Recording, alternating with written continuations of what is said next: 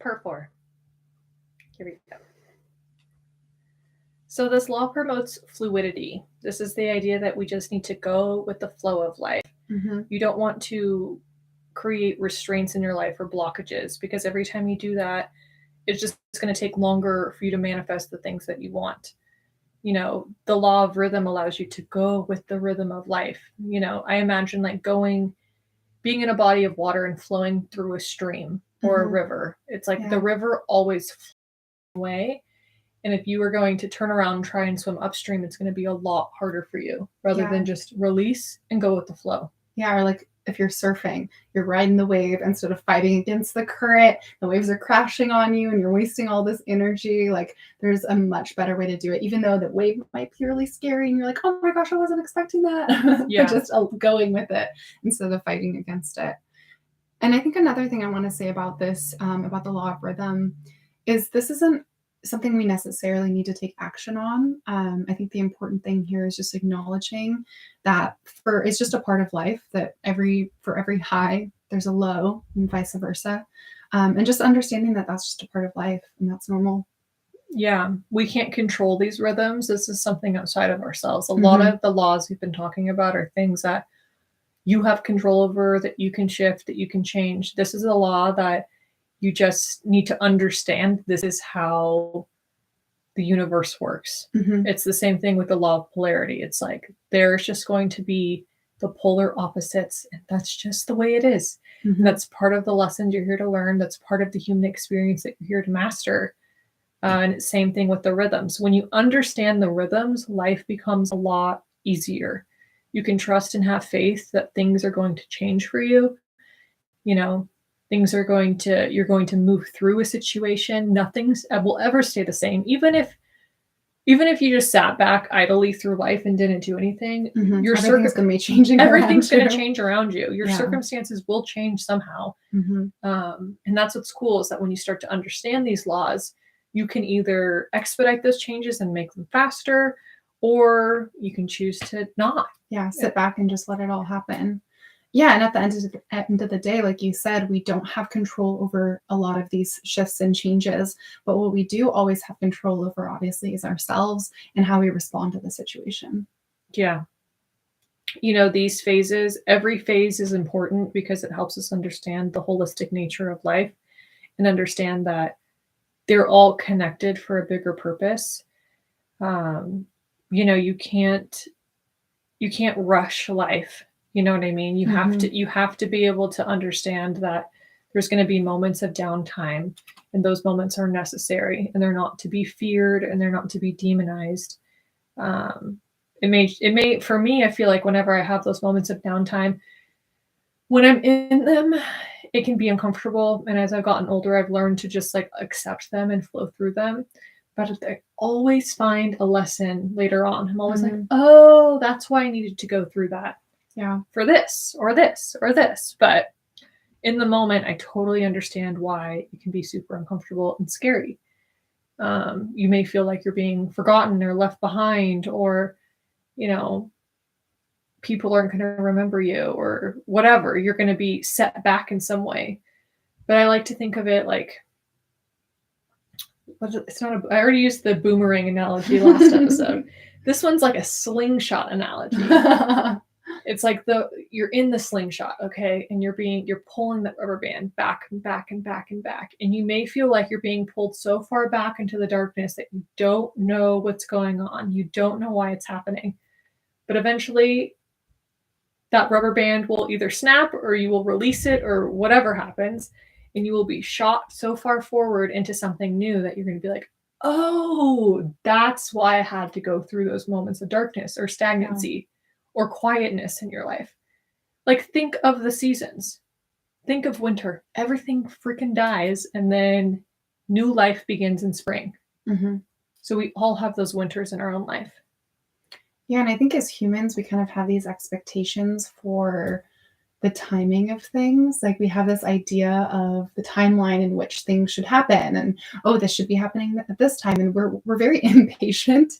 And I think the big key here is just trusting that it's going to happen, trust the process, and know that things happen with divine timing. And that's not always going to be on our schedule, but it's going to be exactly when you need it. And like you said, rest is huge here. I mean, there's so many times where, integration of these things are just as important as the growth period, which we're all, oh, I want to grow, get better, get all these things. But that you have to integrate these new practices, and that's usually going to feel like a lot of downtime and rest that you're going to need. So I think just being really aware of your physical and energetic state, and noticing when you need to rest, and when there are those times when you do need to power through. Yeah, divine timing is such a big topic in our everyday lives and relationship. We're constantly talking about divine timing. And I'm sure you've had someone in your own life, or maybe you've experienced divine timing where it's like you think something's not going to work out, or you're questioning on when it's going to work out. And then it happens in the most perfect way that you could have never imagined, because it's literally more perfect than you could have ever imagined. And if you just released and let go and trusted that it was going to happen, you would have saved yourself so much stress and anxiety and just overwhelm rather than knowing it's going to happen. One of our favorite musical artists, Sophie Tucker, if you know, you know. If not, go listen to them now. What was their song? House Arrest? That came out. They wrote it before the pandemic when Sophie broke her foot, I think. But it was all about having to stay inside and like not being able to go out and do all the things you want to do. And it released like right as 2020 COVID was happening. And so they fucking blew up because it sounded like it was about the pandemic, and everyone resonated with the lyrics, but it wasn't even what it was about. So it was just all about the divine timing of like, they had already written it. They went through the process. She broke her leg. Yeah. She was probably like, what is the reason behind this? This so sucks. Dumb. Like, I can't perform. I can't do what I want to do. But in the end, like, they fucking blew up over COVID. Yeah. And one of the big reasons was like this song that just everyone was like, wow, like I feel like seen with this song. So they they channeled this song for the collective before anything even happened. Crazy. So just trusting and knowing that everything is happening for a reason, whether you can figure it out right now or not. And everything is working out best case scenario. You just need to trust and lean into those moments of stillness. If your body's telling you to slow down, like listen to your own internal rhythms. If you need to rest, especially if you're a female and you go through like the menstrual cycle that's a cycle right there. Every month. I was about to say year. It's every fucking month. Like we slow down for a reason, and it can be really hard to listen to that cycle sometimes because we do live in such a hustle culture. But I think it's, it's all about taking back your own power and saying like, no, like I do need to rest right now. I do need to slow down. Like you don't have to go all the time. It's unsustainable. That's when burnout happens. It's like like you were saying, like, I want to be happy-go-lucky all the time and be active and just going a mile a minute. And that's fun until you hit burnout, which if you've been there, it sucks. It's kind of inevitable when you're moving that quickly. Yeah. That eventually you're going to hit a wall. Yeah. So rather than hitting that wall, just slow down in those moments when you feel your internal guidance system to tell you it's time to take a beat for a second, rest. Yeah, I think another key to finding balance during the fluctuations, not only of like the seasons or life, but internally, like the emotional shifts that we go through. I think one thing that we had to learn was when we first met and we first started our business together, like we would let things like emotions or feelings just completely envelop us and like take over, and we would waste so much energy. Like, for example, if there was an opportunity or something we were excited about, we would get so excited, like, oh my god, like it's happening, like fully just let that emotion just like sweep us off our feet. And then you always have like, again, the pendulum that swings back of you having to be like, that's exhausting. You're like, oh, okay. And you kind of like crash from that. And on the opposite side of that, like if we would have disappointments or things that weren't working out, like they felt devastating because we'd be like, oh my God, I really, really thought that was the thing. Like we got so excited and it didn't work out. And so then it hurts that much more because you got that much more excited. Mm-hmm. So I think I'm not saying don't celebrate things or don't, but what I'm saying is just like allow those things not to like take you off your feet where it's like you have to like recover. She's like, oh, like this is exciting, but stay grounded in it and stay like neutral in it and as well. Gratitude. I think we, especially when you get so high, like we know it's like a manic energy. When you get so high, oh my God, I'm so excited. Oh my God, oh my God, oh my God. You're not being present and you're not being, like you said, grounded and you're not being centered and focusing on gratitude. When you can be so excited, but just kind of marvel at the situation rather than have this big reaction. Because it's like the law of polarity. If you experience that level of excitement, the pendulum is going to swing back the other way. If you're having this moment, chances are it's going to swing into like a more depressive moment. Yeah. Yeah. It is true. It's like, how can we find that balance, that neutrality? Like the way of the Buddha, like, Buddhist teachings. It's like, that's why meditation is so big. That's why finding your center, staying calm, like these things are important for a reason, especially like the mess it does to your nervous system. Yeah. Like internally, it is not good for you to go high and low. Yeah. So yeah, I'm gonna think about that now when I experience something like, how would a monk react? Like whether it's good or bad, just be like, oh, okay. I know. Well, and it's so funny just too. Like at peace with it, whatever it is. It's so true. Because as you're saying that, honestly, I think of Dylan, like my boyfriend. Like he can be so just centered and calm, and sometimes it really will get to me because I'm like, give me more of a reaction. And it's like I'm the one who's bouncing all over the place. Like, what if I met him in that center? Like, we could probably connect even more. So just observe your own cycles, observe your own rhythm within your life, and hopefully, things kind of become less scary. Yeah. Because I know those dark moments can definitely be scary. And if you're in one of those, take comfort that better days will come. Things are going to shift. Things will pass, It's all temporary. Yeah. This too shall pass is a good mantra. And like Danielle said earlier, use that for both the bad and the good things. When you're in an uncomfortable moment, in a negative moment, this too shall pass. I'm going to get through this. Know that you'll get through it. Just comfort your inner child. Whatever your inner child would need in that moment, give it to them. Yeah. And then in a moment of joy and in a good moment, also, this too shall freaking pass. So I better be as present as possible and soak up every moment that I can. Yeah, absolutely. All right. And the very last universal law, number 12, is the law of gender. So when we're talking about this, I know it sounds kind of weird to be like, law of gender, like what does that mean? So I just want to like preface this by saying this is like regardless of gender identification, we're not talking about sexual preferences. We're not talking about anything like that. It's just more on like an energetic level. Everything has masculine or feminine energy to it. There's a yin and yang to everything. Yeah. And on the most basic level, like think of how a baby is made. You need both the masculine energy and the feminine energy. And like Danielle said, this has nothing to do with sexuality or sex. This is purely just the energetics. So did you just say the yin and yang? Okay, yeah. So let's tap into the yin and yang real quick because this is a great visual symbol. The yin and yang represents a balance of opposite energies. There's the dark side that represents the yin or the feminine energy. And then there's the yang that represents the masculine energy. They are complementary to one another. And they both have, if you've ever noticed the yin and yang, there's a small dot of the opposing color within each side. And that's to just kind of symbolize that there is both masculine and feminine energy in everyone, in everything. To function, to manifest, to reproduce, to create, there is going to be both masculine and feminine energy in everyone.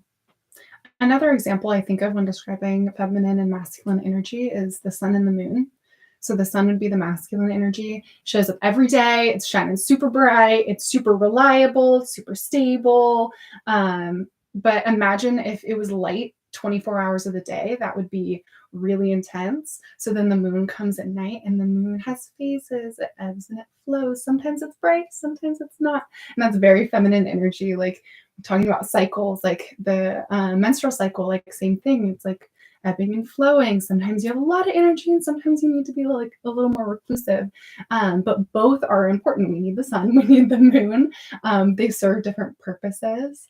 So yeah, that's another example. Yeah. So another idea to think, another way to think about this, I have an example, is just turning ideas into reality. You're going to need a balance of both masculine and feminine energy to manifest, to create. If you go through the creation process, I mean, creation, like I was saying, creating a baby is honestly one of the most miraculous things that we don't fully understand. Like we get what is happening, but like the idea that a soul is dropping into that little being is an aspect of birth that no one can fully explain. Mm-hmm. Where is that energy from that baby coming from? But it is the magic of the divine feminine and divine masculine combining to create this new thing. Mm-hmm. So you need that combination to truly manifest anything in your life. Yeah. Yeah. And just to kind of explain this a little bit further, like energetically speaking, masculine energy is stable, it's practical, and it's powerful. But out of balance, it would be controlling and aggressive. And then feminine energy is flowy, it's nurturing, it's intuitive. But out of balance, it's vulnerable, insecure, passive. So both of these things, it depends on if they're in balance or not. But together, it kind of makes like this perfect little balance of, again, what you need to create anything. And I think one thing that we've really learned is when we first started our businesses, we really felt like in order to compete in the business world, we had to really heavily tap into our masculine energy. So we were busy all the time. We were hustling. We were like, go, go, go, like very intense energy.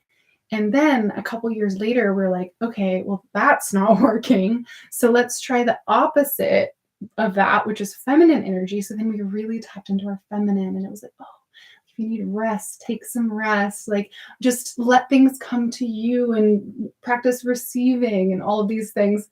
And then we're like, okay, wait, but that's not working either. And so realizing, oh, yeah, duh, because there are times for both. Sometimes you need to be hustling, and sometimes you need to be resting and receiving. And so, again, that's just another part of all of this is Totally. Like, they both have to exist. They're both important. We talk about ego and intuition. Same thing. Intuition is the feminine energy. Ego is a masculine energy. We need both. They need to work together equally. Mm-hmm. The trick is to balance these energies, because when they're being used properly, that's when you can manifest really well. Because you understand, like Danielle said, like the intuition. Intuition is a huge part of manifesting, because that is when you get the pings to understand what you need to be doing to create the life you want. So without that, you're just going to be blindly moving through the world. I think this is what I'm supposed to be doing, but that's the whole idea. Is with intuition, you're not supposed to think, you're supposed to feel. Mm-hmm. So, but at the same time, once you feel into that thing that you want to do, that's when you have to think, how am I going to do it? Mm-hmm. So, yeah. How can you balance these two? And historically, society, has glorified the hustle culture and work, work, work. And like we said, in the rhythm, in the law of rhythm, it's like that is what leads to burnout. So that's why, honoring your feminine and honoring rest and honoring the shadow times and darkness of being calm and centered and feeling into your feelings is so important at the same time. So the goal is for us to live in the center line of the yin and yang. Mm-hmm. That line that breaks up both the black and the white side. If you feel that you were leaning in, like Danielle said, we leaned in really hard into the masculine and we leaned really hard into the feminine. And now we're finding this center line again of like, living in balance. So if you feel yourself leaning too far into the masculine energies or leaning too far into the feminine, ask yourself, or just take notice, I need to find that middle ground again. I need to live in that middle line. Yeah. That's the goal. And I think it's interesting, even with as we're going through each law, some of these you can tell immediately, like we were saying earlier, like some of these are very logical and some of them are very flowy. So I think even in these laws, there is that yin yang of like, sometimes you need to take action and physically do things. Sometimes you need to sit back. So it's like, even in the 12 laws, it's like there is that same energy that you have to find a balance with. That's true. And going back to, the example of birth and creating human life through pregnancy, is there's that moment of, that period of gestational time when the fetus has to grow. And it's the same thing with our manifestations. You create it through the masculine and feminine energies that you were combining to manifest your desires. But you can't expect it to happen overnight. You wouldn't conceive a baby and expect to give birth the next day. Like you need to wait 9 months for that baby to be ripe and ready to come out to be able to function in this world. Because if not, it's just obviously it's not gonna work. So it's the same thing. It's like you can't expect your manifestations to happen overnight. And as I'm saying, it's such a good reminder, just like not to rush and to trust again the rhythm of life, the divine timing and everything. Yeah. And know that maybe it just needs a little bit longer to cook. You don't want to pull those cookies out before they're done. I always think about a garden. Like there's some phases in your life when it's okay, now I'm going to plant these little seeds. They're little ideas that I'm going to put, and I'm going to start thinking about them. Oh, and then I'm going to water them. I'm going to put some love into them. I'm going to put some energy. I'm going to put some action. And it's like there are all these stages that it has to go through before it can be flowers or whatever, carrots, so that you can pull them out and eat them. Like there are these different phases of things that we have to let happen. Nothing is going to happen absolutely immediately overnight. Yeah. So once you do really understand this idea of the two energies that are needed in life, both the feminine and the masculine, the go and the slow down. It's again, it's the rhythm of life. It's a dance. You can practice patience and just have faith that you are manifesting are on their way to you. And you have this idea, and I like how this is the last one, because like you were saying, you look back at all of the other laws, and there is like you can pinpoint and be like, oh, this one's very feminine, this one's very masculine, this one's very feminine, this one's very masculine, and you're like, okay, it's still show up, act like the law of action. Talk about a masculine energy.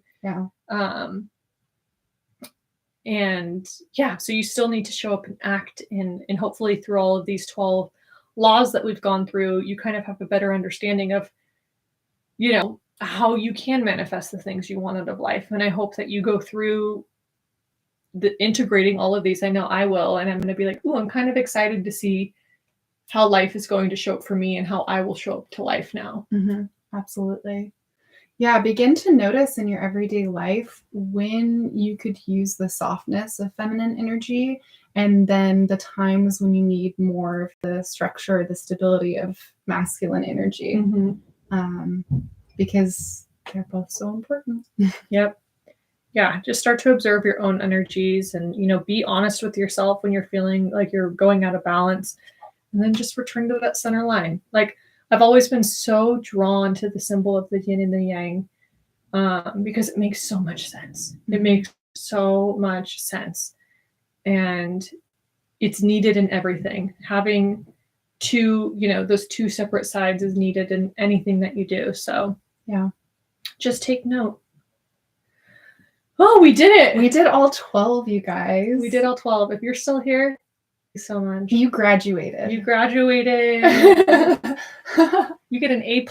Good job. Good job. Do we want to just go over one last time? We'll just give you a little nugget from each one that we talked about today, just so it's fresh in your mind. So we talked about the law of relativity. Experiences on their own are neither good or bad. They're just neutral.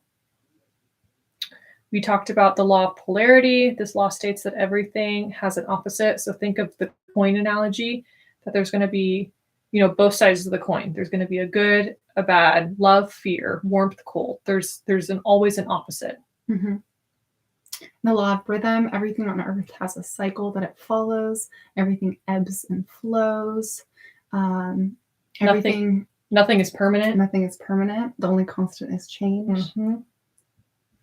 And then last but not least, the law of gender, which is the idea of masculine and feminine energies.